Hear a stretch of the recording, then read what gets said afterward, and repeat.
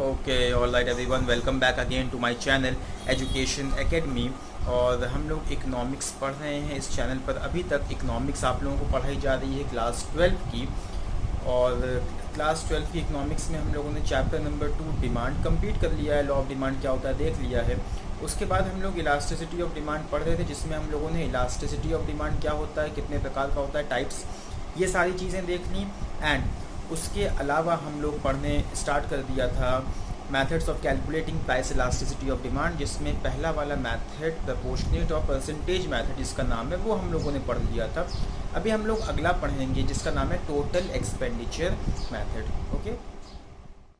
Okay चलो फिर हम लोग स्टार्ट करते हैं टोटल एक्सपेंडिचर मेथड को समझना आज।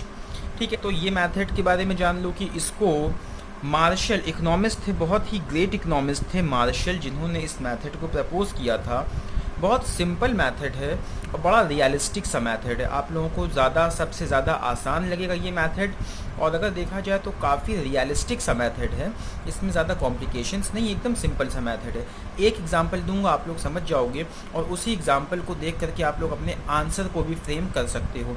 बट एक बात याद रखो कि आंसर को प्रॉपरली लिखने के लिए आप लोगों को बुक तो पढ़ना ही पड़ेगा। इन वीडियोज़ में मैं आप लोगों को सिर्फ पढ़ा रहा हूँ, तो सारी की सारी चीज़ें एक छोटी सी 10-15 मिनट की वीडियो में कवर करना पॉसिबल नहीं है। तो आई होप कि आप लोग जो हैं आंसर्स के लिए बुक का रेफरेंस लेंगे। बट मैं यहाँ पर इतना आप लोगों को बता दूंगा कि आप चाहेंगे अगर तो अपने से आंसर फ्रेम कर सकते हैं। और जब ये चैप्टर ख़त्म हो जाएगा तो आई होप कि मैं आप लोगों को कुछ होमवर्क भी दूंगा करने के लिए। ओके, अब देखो इस मेथड में होता ये है कि elasticity of demand can be measured by considering the change in total expenditure incurred on a commodity as a result of change in the price of the commodity। देखो हम लोग जब कोई सामान खरीदते हैं किसी गिवन प्राइस पर, सपोज कर लो यहाँ पर जैसे ये प्राइस है और ये क्वांटिटी है। मैं यहाँ पर एग्जांपल दे रहा हूँ, ये हमारा रफ कॉलम है। ठीक है, प्राइस सपोज कर लो किसी कमोडिटी की, मान लेते हैं कोल्ड ड्रिंक है। कोल्ड ड्रिंक की प्राइस है ₹15। ओके, और इस 15 प्राइस पर अगर आप एक इंडिविजुअल हैं तो आपकी डिमांड है 3 यूनिट्स की। तो अभी सिचुएशन में 15 रुपये की एक कोल्ड ड्रिंक 3 यूनिट आप परचेज़ कर रहे हैं, तो टोटल एक्सपेंडिचर आपका कितना हो गया? 15 रुपये की एक 3 यानी कि ₹45 कुल मिलाकर के आप कोल्ड ड्रिंक पर खर्चा कर रहे हैं। अब यही टोटल एक्सपेंडिचर जो है ना, इसी टोटल एक्सपेंडिचर की हेल्प से मार्शल ने कहा है कि प्राइस इलास्टिसिटी ऑफ डिमांड को हम कैलकुलेट करेंगे। और प्राइस इलास्टिसिटी ऑफ डिमांड को कैलकुलेट करने के इस मेथड में केवल 3 तरह की इलास्टिसिटीज़ होती हैं। पहला यूनिटरी इलास्टिक, दूसरा है ग्रेटर दैन यूनिटरी इलास्टिक, और तीसरा है लेस दैन यूनिटरी इलास्टिक। इसमें परफेक्टली इलास्टिक और परफेक्टली इन इलास्टिक वाली डिमांड नहीं आती। वो जो एक्सट्रीम या कोर पॉइंट है वो बिल्कुल भी इसमें शामिल नहीं है। हालांकि अगर देखा जाए तो बहुत ही ज़्यादा रियलिस्टिक सा यही वाला मॉडल लगता है। बहरहाल चलो आगे बढ़ते हैं। अब मार्शल कह रहे हैं कि इलास्टिसिटी को हम कैसे कैलकुलेट करेंगे? प्राइस के चेंज होने पर टोटल एक्सपेंडिचर में होने वाले चेंज से हम लोग इलास्टिसिटी को मेजर करेंगे। अब सपोज कर लेते हैं प्राइस घट के ₹10 हो गई, तो क्वांटिटी डिमांडेड आपकी बढ़ के 5 यूनिट्स की हो गई।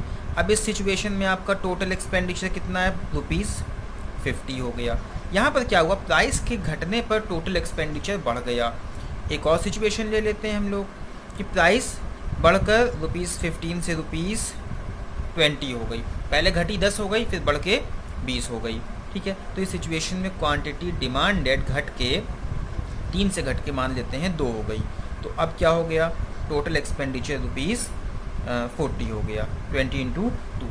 अब ये जो टोटल एक्सपेंडिचर में होने वाला चेंज है, इसी चेंज के ज़रिए हम लोग पता लगाएंगे कि कौन सी इलास्टिसिटी है किसी कमोडिटी की, यानी कि कोई कमोडिटी की डिमांड यूनिटरी इलास्टिक है या फिर इन इलास्टिक है। ओके, देखो बहुत छोटी सी और ये शॉर्ट वीडियो होने वाली है। टोटल एक्सपेंडिचर मेथड को करना बहुत ही ज़्यादा आसान है तुम लोगों के लिए, तो मैं लंबा बिल्कुल नहीं घसीटूँगा ताकि तुम लोगों को भी आसानी फील हो। एक एग्जाम्पल दे रहा हूँ, उसके बाद ये वीडियो ख़त्म। कोई कन्फ्यूजन हो या कमेंट बॉक्स में पूछो, नहीं तो मुझको व्हाट्सएप करो। अब देखो टोटल एक्सपेंडिचर मेथड का एक्सप्लेनेशन। यहाँ पर 3 तरह की इलास्टिसिटी होती है, इसीलिए तीनों इलास्टिसिटी को शो करने के लिए हमने 3 सिचुएशन ली है। Situation A, situation B, situation C. अब देखो सिचुएशन ए में क्या हो रहा है, एक कमोडिटी है, उसकी प्राइस है ₹2। तो क्वांटिटी डिमांडेड है उसकी 4। क्लियर। तो अब इस सिचुएशन में टोटल एक्सपेंडिचर कितना है, 8 रुपये। कोई फ़र्क, ठीक है, कोई टेंशन। अब देखो प्राइस ऑफ द कमोडिटी 2 से घट के जब 1 रुपये हो गई तब क्वांटिटी डिमांडेड 4 से बढ़कर 8 हो गई, यानी कि जैसे ही प्राइस हाफ हुई क्वांटिटी डिमांडेड डबल हो गई। तो अब बताओ टोटल एक्सपेंडिचर कितना हो गया, 1 × 8 8। अभी तक समझ में आ रही होगी बात, सिंपल सा है। तो अब बताओ इफेक्ट क्या हो रहा है टोटल एक्सपेंडिचर पर, क्या कोई फ़र्क पड़ रहा है प्राइस के चेंज होने पर। प्राइस देखो 2 से घट के 1 हो गई, तो इस रिस्पॉन्स में क्या टोटल एक्सपेंडिचर पे कोई फ़र्क पड़ा, इफेक्ट ऑन टोटल एक्सपेंडिचर हम लोग देख रहे हैं। तो कोई चेंज नहीं, नो चेंज। तो जब टोटल एक्सपेंडिचर में कोई चेंज ना हो प्राइस में चेंज होने पर, टोटल एक्सपेंडिचर कांस्टेंट रहे, तो इस सिचुएशन में इलास्टिसिटी ऑफ डिमांड को हम कहेंगे यूनिटरी इलास्टिक। तुम लोग अगर एक्सपेरिमेंट थोड़ा सा करना चाहते हो तो इसी को तुम लोग, ये इतना सा जो डेटा है ना, इतने से डेटा का केवल ये वाला डेटा, ए वाली सिचुएशन का इस्तेमाल करके तुम लोग प्रपोर्शनेट या परसेंटेज मेथड में भी देख सकते हो, आंसर सेम आएगा। बहरहाल पहली वाली सिचुएशन समझ में आ गई होगी। अगर प्राइस में चेंज होने पर टोटल एक्सपेंडिचर में किसी भी तरह का कोई चेंज नहीं होता, ठीक है, तो इस सिचुएशन को हम लोग कहेंगे यूनिटरी इलास्टिक, और उस डिमांड को, उस कमोडिटी की डिमांड को हम लोग कहेंगे यूनिटरी इलास्टिक, और इसकी डिग्री कहलाएगी 1। सिचुएशन बी पर चलते हैं। प्राइस पहले 2 रुपये थी, तब क्वांटिटी डिमांडेड थी 4 यूनिट्स, ठीक है। टोटल एक्सपेंडिचर इस सिचुएशन में कितना था, 2 × 4 8 रुपये हम लोग खर्च कर रहे थे। जब प्राइस घट के 1 हो गई तब क्वांटिटी डिमांडेड बढ़कर 10 हो गई। अब इस सिचुएशन बताओ टोटल एक्सपेंडिचर कितना हो गया, बढ़ के 10 हो गया। अब इफेक्ट क्या पड़ रहा है, टोटल एक्सपेंडिचर इंक्रीजेज। क्लियर। तो अगर प्राइस के घटने पर टोटल एक्सपेंडिचर बढ़ जाता है, और प्राइस के देखो बढ़ने घटने पर अगर बढ़ जाए और बढ़ने पर अगर टोटल एक्सपेंडिचर घट जाए, तो ये सिचुएशन कहलाएगी इलास्टिक डिमांड की। प्राइस 2 रुपये थी, प्राइस जब घट के 1 रुपये हो गई तब टोटल एक्सपेंडिचर 8 से बढ़कर 10 हो गया, टोटल एक्सपेंडिचर इंक्रीज़ हो रहा है। तो प्राइस के घटने पर अगर टोटल एक्सपेंडिचर इंक्रीज़ होता है तो प्राइस इलास्टिसिटी ऑफ डिमांड की डिग्री होगी ग्रेटर दैन 1, और उसको हम लोग कहेंगे उस कमोडिटी की डिमांड को इलास्टिक डिमांड। ठीक। अगर समझ में नहीं आया होगा तो वीडियो को रिवाइंड करके दोबारा देख लेना। सी सिचुएशन पर आओ। प्राइस 2 रुपये थी, डिमांड 3, टोटल खर्चा कितना हो रहा है, 6 रुपये। प्राइस घट के जब 1 रुपये हो गई तब डिमांड बढ़ के 4 हो गई, तो टोटल एक्सपेंडिचर कितना हो गया, घट के 4 हो गया, 1 × 4। यहाँ पर क्या हो रहा है, प्राइस के घटने पर टोटल एक्सपेंडिचर घट जा रहा है, और बी वाली सिचुएशन में क्या हो रहा है, प्राइस के घटने पर टोटल एक्सपेंडिचर बढ़ जा रहा है। तो जहाँ प्राइस के घटने पर टोटल एक्सपेंडिचर बढ़ जाए इलास्टिक डिमांड, जहाँ प्राइस के घटने पर टोटल एक्सपेंडिचर भी घट जाए वहाँ इन इलास्टिक डिमांड। यानी कि यहाँ पर ये वाली सिचुएशन में कमोडिटी की जो डिमांड है वो ज़्यादा रिस्पॉन्स नहीं कर रही है प्राइस में चेंज होने पर। तो जहाँ पर रिस्पॉन्स कम है वहाँ पर इन इलास्टिक डिमांड, जहाँ पर रिस्पॉन्स ज़्यादा है वहाँ पर इलास्टिक डिमांड।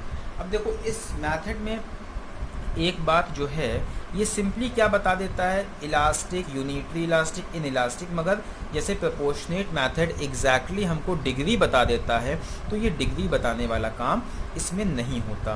बहरहाल this is over all about total expenditure method. अब इसका एक्सप्लेनेशन है वो मैंने गूगल क्लासरूम पे अपलोड किया हुआ है, अगर किसी को ऐड होना हो गूगल क्लासरूम पे तो हम फिर से कोड दे देंगे, कमेंट बॉक्स में पूछ लेना।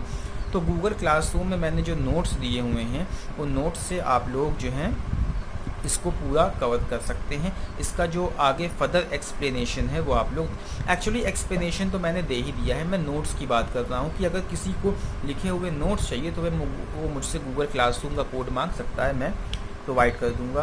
तो अगर वीडियो अच्छी लग रही हो यार तो बस लाइक कर दो वीडियो को, चैनल को सब्सक्राइब कर दो और शेयर करना बिल्कुल मत भूलो यार अपने फ्रेंड्स के बीच में, किसी की हेल्प हो जाएगी। अदरवाइज़ काम तो फ्री ऑफ कॉस्ट चल ही रहा है इस पैंडमिक में। तो thank you everyone for watching the video, अगर आप वॉच कर रहे हैं तो।